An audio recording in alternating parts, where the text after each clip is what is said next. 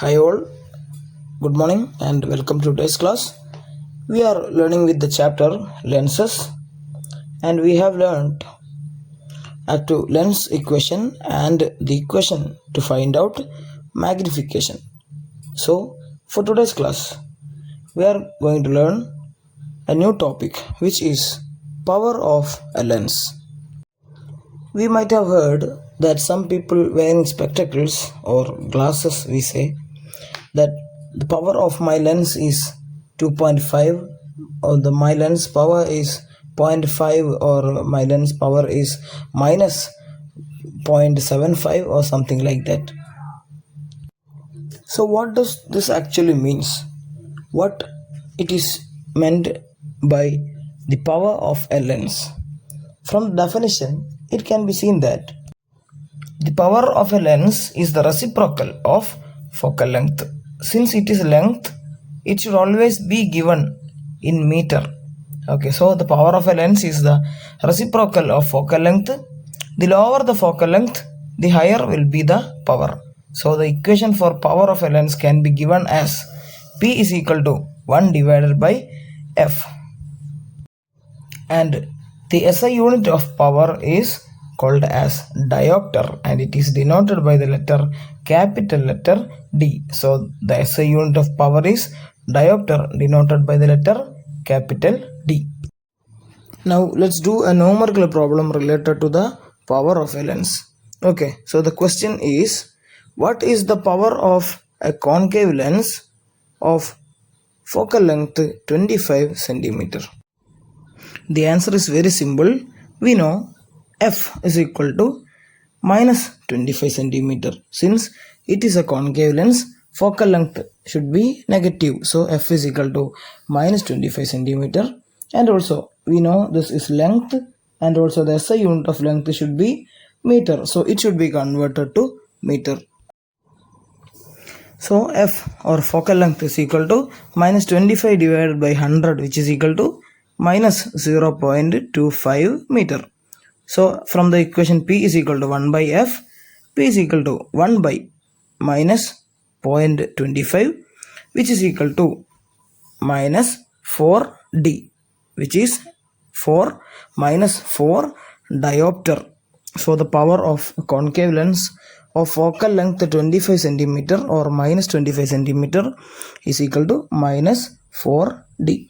So it can be understood that since we got the power negative, it should be understood that the lens that we have used is a concave lens. So what if the power is positive?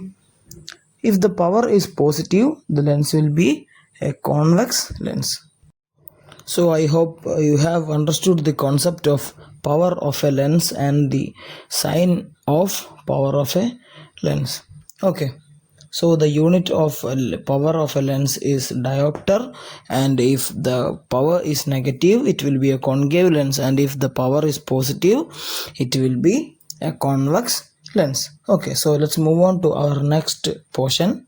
In this portion we have to study about two optical devices, which is a compound microscope and another device which is a reflecting telescope. So let's see what a compound microscope is. I hope everyone has seen a compound microscope from the biology class. Okay, in 8th standard we studied about different parts of a compound microscope, and as we have to study in physics, we have to deal with the two lenses that are used in a compound microscope, which are an eyepiece and an objective. Okay, so the main parts that we have to study in a compound microscope in physics aspect is an eyepiece and an objective. So an objective is a lens placed close to the object to be observed. So we are observing an object through the microscope. So the lens which is placed close to the object is called objective. So eyepiece is the lens through which the image formed by the objective lens is observed, or eyepiece is simply the lens through which we see the image formed by the objective. So The lens which is placed near the object is called objective, and lens which is placed near our eye is called eyepiece. And also one thing which we have to note is the focal length of the eyepiece will be greater than that of the objective. So what about the comparison between focal length of objective and eyepiece? Always focal length of eyepiece will be greater than that of the focal length of objective. So let's see what is the science behind the working of a compound microscope. We know a small object, a very minute object such as the size of a cell can be magnified using a microscope. So let's see how it is done. So what is the physics or the science behind the working of a compound microscope? Okay, look at the figure. You can see an object or a small insect is placed in front of the objective. The object should be placed between FO and 2FO of the objective. FO and 2FO denote that it is the objective. So the object is placed in between 2F and F of the objective. So we know when an object is placed in between 2F and F, the image will be formed beyond 2FO on the other side. So a large real inverted image of the object is formed beyond 2FO of the objective, and this image formed by the objective acts as the object for the eyepiece. So this image, newly formed image, is acting as the object for eyepiece. So we can see the newly formed image by the objective lies between principal focus and optic center of the eyepiece, which is FE and OE. So its position is between the optic center and FE of the eyepiece. So as a result, we know when an object is placed in between focus and optic center, a large virtual image of this can be seen through the eyepiece. So this is the reason by which a minute object can be seen as a large image by the eyepiece. This is the working principle behind a compound microscope. It was already discussed that the focal length of the eyepiece should always be greater than that of focal length of the objective. What if the focal length of the objective lens is longer? Then the size of the image formed by the objective will also be smaller. This means magnification will be lesser. The main function of the microscope is to magnify a small object. So what if the magnification will be lesser?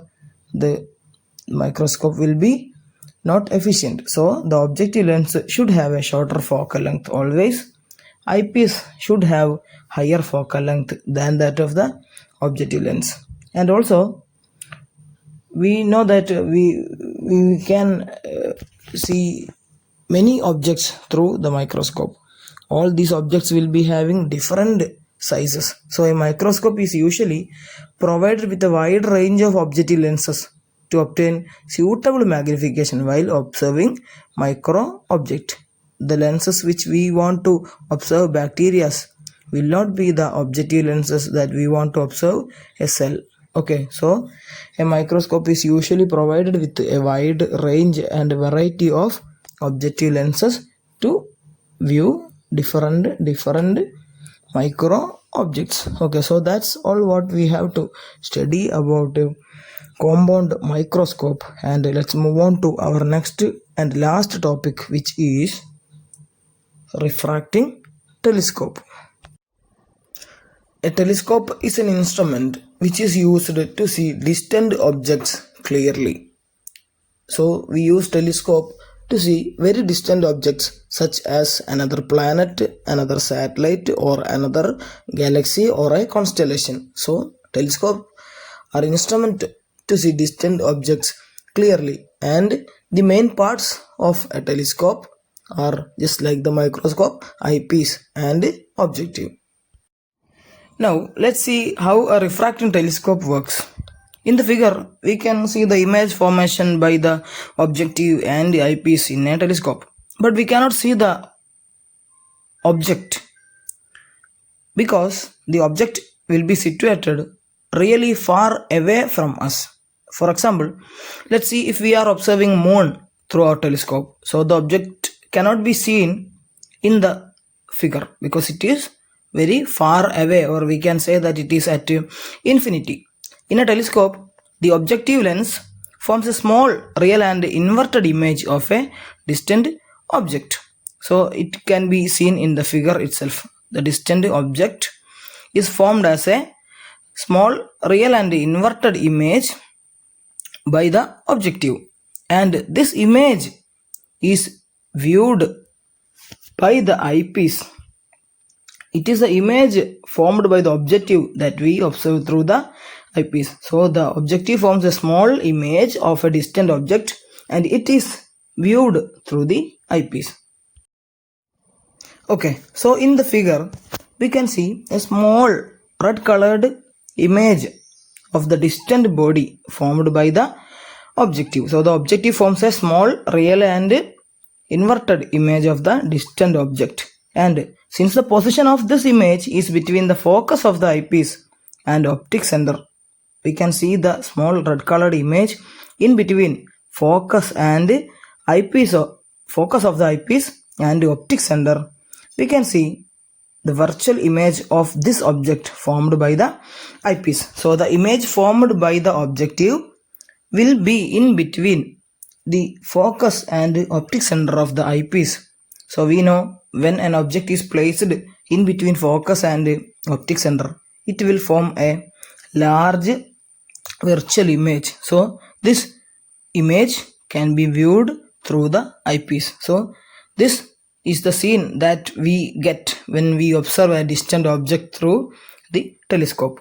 So while making a telescope, the length of the telescope tube should be taken by considering focal length of the objective lens and focal length of the eyepiece lens. So in modern telescope, the length of the tube can be adjusted. That is, the distance between objective and eyepiece can be adjusted up to which the distance of the object varies. If we are looking at the moon, a certain distance should be taken, and if we are looking at some certain other celestial body such as a planet like Jupiter or Saturn, the length of the tube should be varied. Now look at the difference in focal length between objective and eyepiece. From the figure itself, it is clear that the focal length of the objective will be higher than that of the focal length of eyepiece. In comparison with the microscope, in microscope the objective was of smaller focal length and eyepiece was of higher focal length. It is opposite to that of a refracting telescope. The focal length of the objective in a telescope will be higher than that of the focal length of the eyepiece, or we can say FO, or F objective greater than FE, or focal length of eyepiece. Okay, so that's all what we have to study in this chapter. We have studied 3 topics in today's class: power of a lens, a compound microscope, and a refracting telescope. Okay, so take down notes from this class itself. And so here ends today's class. Thank you.